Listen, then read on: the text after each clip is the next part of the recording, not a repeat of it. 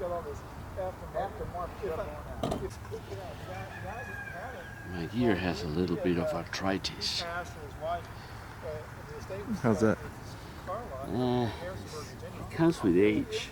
I'm okay, but it's mostly the tripods that have that arthritis, which is that difficulty in moving the articulations. Oh, people. It's been a very long time. It's nice to see you. Yeah. Oh man, I need it. But yes, it's been a while. I first contacted Rhiannon Giddens many years ago when I was making a film about slavery at the University of Virginia, and I needed the rights of one of the songs that they play called Negro Jig, which I've learned years later that song was actually by the Snowdens. The Snowdens is a band of a family string band from Ohio, Mount Vernon, Ohio, and lo and behold, 7 years later, I'm doing a film about black fiddlers. I end up in Ohio and in Mount Vernon with two historians, the Sachs, Howard and Judy Sachs, and who have dug out the history of this extraordinary family and their legacy. So the Carolina chocolate drops have been sort of hanging over my work for the last 7 years, but I never thought that I would have the opportunity to bring them back together and at the place where where the whole idea of the Carolina chocolate drops was born, which was Joe Thompson's home in Mebane, North Carolina.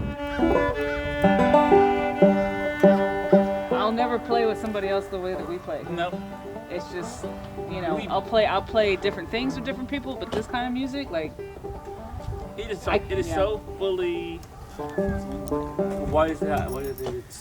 because we were both, I think, not only were we both got to play with Joe, like kind of from the horse's mouth, but I think most importantly, we were at the beginning of our old time journey. That's exactly right. So we didn't have a Other basis from Yeah. which to like. we didn't have to undo anything. Nope. It was like we were a blank canvas. So the way that we play old time was basically The way Joe played. the way Joe played. And I definitely put that on everything I've learned since. It all starts there. Yep. And I've thought about it a lot.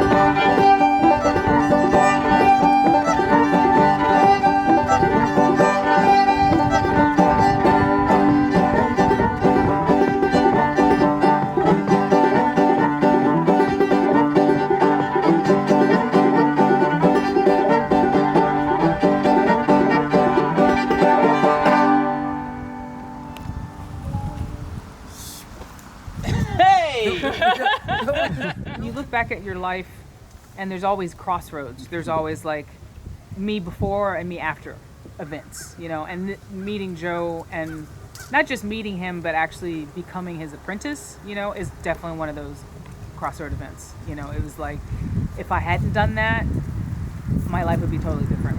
I can say that without any hesitation. For me, there's like the missing of Joe, but I don't need the house to remind me of that.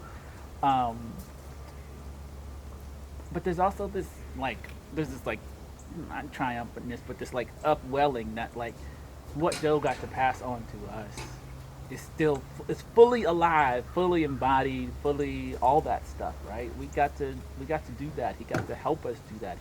We got to help him do that.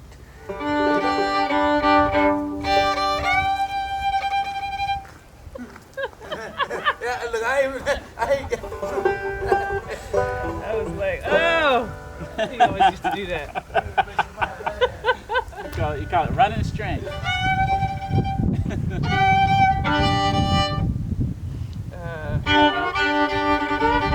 What we have is not some snapshot of music from 1745 that Joe was still playing. What we have is how the music came to Joe and then how it came to us. And so the more that we can just talk about it, play it, discuss him, and the place that he holds, you know, that's how we can honor him. And also just everything that we do honors him because of what I do with my chosen career in my life and what Justin is doing with his life.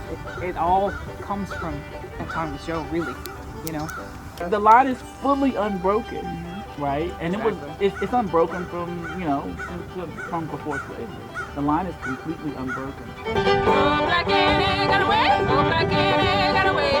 Black Annie got away. To the ballroom door. Oh, black Annie got away. Oh, black Annie got away. Black Annie got away. To the ballroom door. And so, you know, we teach, we talk, you know, there's recordings, there's all this other stuff. It is, to me, it is fully alive. And at least for me, I count that as a success.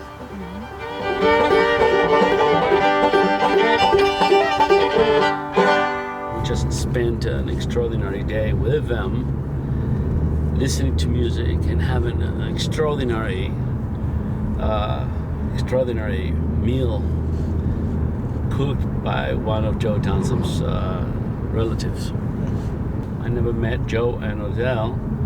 I think that there is somewhat of a testament involved in the gathering that took place today. That I think it was pretty damn magical. Yeah. I think it was. It was history was being made right then and there, and when you get to be old, you have the feeling that you can tell when history has been made.